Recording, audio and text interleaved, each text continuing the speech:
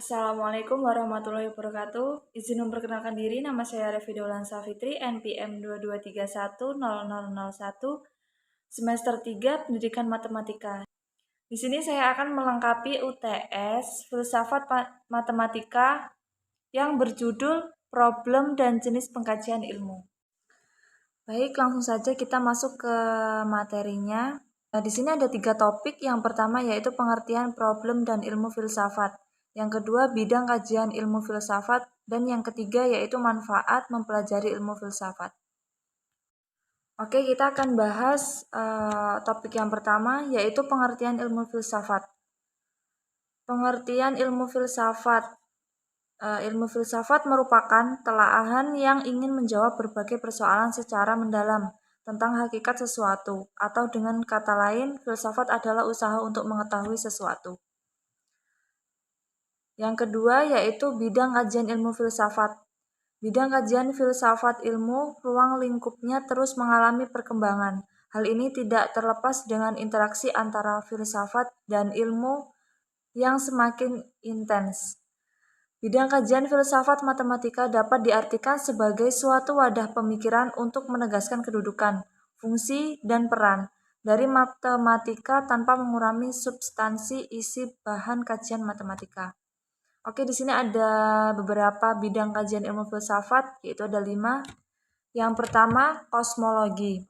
Adalah ilmu yang mempelajari asal-usul atau susunan dan evolusi alam raya. Kosmologi tumbuh sebagai cabang ilmu dari hasil observasi atau pengamatan para pakar dan terus berkembang dengan kemajuan dunia sains. Ilmu ini pasti dan penjelajah antariksa. Apa sih itu ilmu filsafat kosmologi?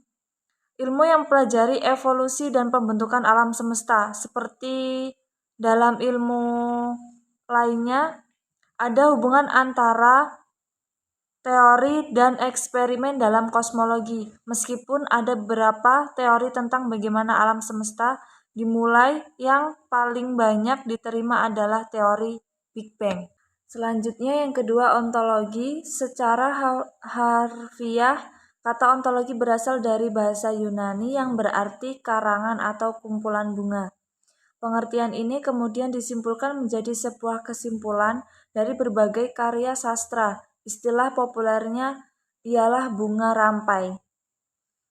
Apa sih itu ontologi dan contohnya? Ontologi sebagai suatu kumpulan karya sastra terpilih dari beberapa orang penulis atau pengarang.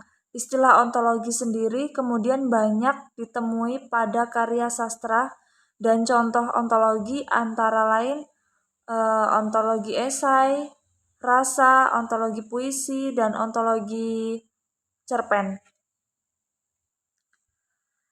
Yang ketiga yaitu philosophy of mind.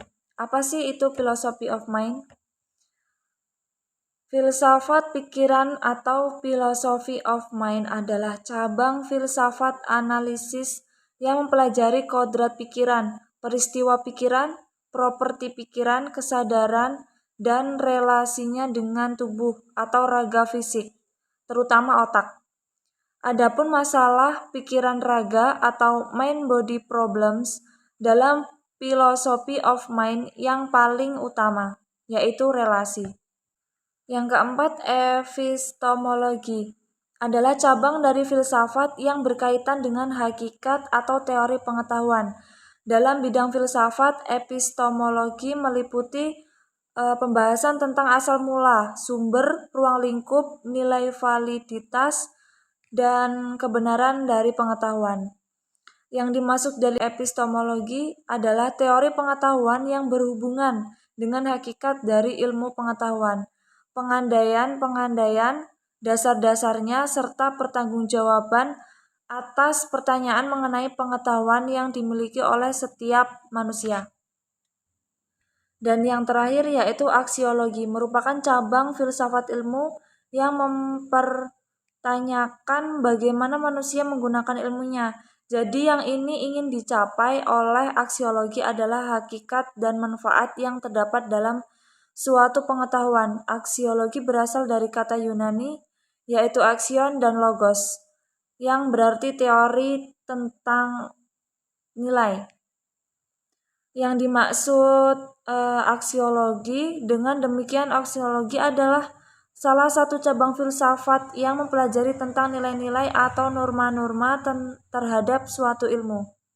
Dan yang ketiga yaitu manfaat mempelajari ilmu filsafat, yaitu melatih berpikir radikal tentang hakikat ilmu. Yang kedua, melatih berpikir reflektif di dalam lingkup ilmu. Yang ketiga, menghindarkan diri dari memutlakkan kebenaran ilmiah dan menganggap bahwa ilmu sebagai satu-satunya cara memperoleh kebenaran. Yang terakhir, menghindarkan diri dari egois ilmiah, yakni tidak menghargai sudut pandang lain di luar bidang ilmunya. Baik, mungkin itu saja yang dapat saya sampaikan. Saya akhiri. Wassalamualaikum warahmatullahi wabarakatuh.